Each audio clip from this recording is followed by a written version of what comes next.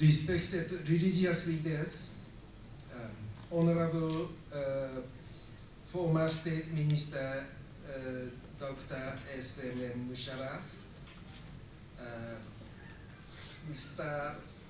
Dr. A.M.M. Fahad, Director of the Council of Justice of Peace, His Excellency Michael Appleton, High Commissioner of New Zealand, respected members of the Justice of the Peace, distinguished guests, ladies and gentlemen.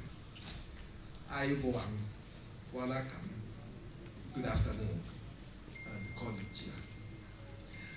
I am extremely honored to be present here with you this evening and address this National Peace Conference organized by the Council of Justice of the Peace of Sri Lanka. I thank Dr. A.M.M.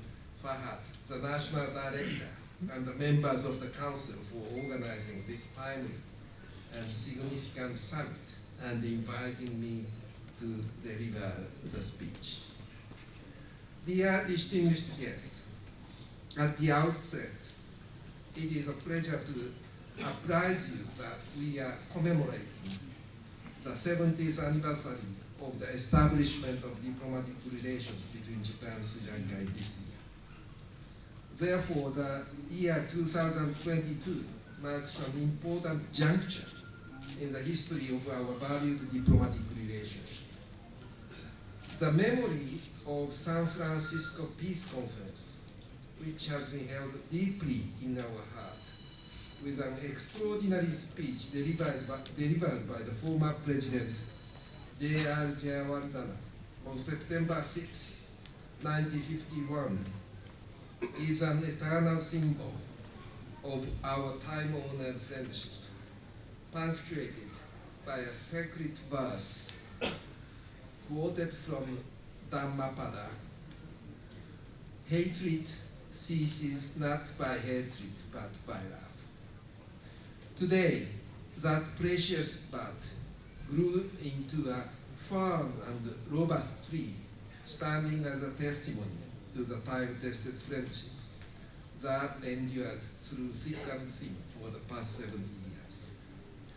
Ladies and gentlemen, as a democratic and peace-loving countries, both Japan and Sri Lanka, diplomatic relations was established, and since then, Japan has been providing a wide range of assistance in the fields of humanitarian peace and reconciliation, human rights, as well as other various socio-economic development assistance for all parts of Sri Lanka. Furthermore, Japan has been actively supporting our friends in Sri Lanka when they face difficulties, such as at the time of devastation caused by the tsunami in 2004. In addition, current global pandemic of COVID-19 presents another circumstance to rise to the occasion, further bolstering the spirit of solidarity with mutual trust and respect in the face of unprecedented challenges. Dear distinguished guests, currently Sri Lanka is facing unprecedented economic challenges resulting from a number of factors, including the aftermath of the COVID-19 pandemic and the current global crisis. In order to minimize such negative impact on the most vulnerable segments of the population, it is much needed to pay attention to ensure the human rights and social safety net of the people. Therefore, as a targeted preventive measures, short-term and long-term measures to safeguard the human rights, social security, and the reconciliation among the people are needed. In this regard, in May, the government of Japan has provided $3 million of humanitarian emergency assistance to procure essential medicines and food through UNICEF and WFP. I hope that this assistance will help ease the hardship that the people and the government of Sri Lanka are currently facing. Ladies and gentlemen, as immediate measures, it is important to guarantee the economic and social rights of the ordinary people. As a long-term measures, the healing the wounds of 3 decades of conflict and Easter Sunday attack is another challenge for Sri Lanka. We understand that the healing the wounds is not an easy task. However, I believe it is important that Sri Lanka continue to expand its further efforts, and the international community strives to work with Sri Lanka in this effort. Japan has been supporting Sri Lanka's peace building, reconstruction, and development of the conflict-affected area for many years. Likewise, I much appreciated all of your contribution to ensure the peace and reconciliation, and as well as protection of human rights in the island-wide and the Council of the Justice of the Peace of Sri Lanka, Council of Justices of the Peace of Sri Lanka.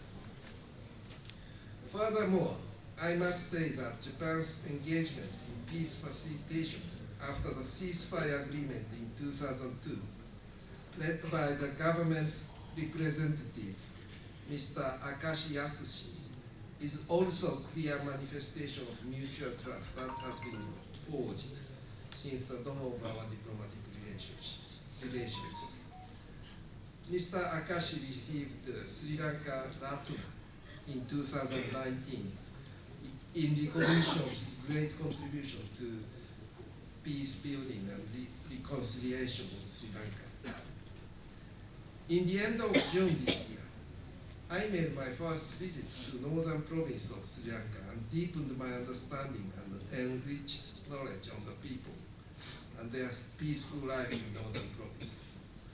While I was in Jaffna and Kirinochi, I could sign a grant contract for the financial assistance to the demining project, which produces safe land for local communities.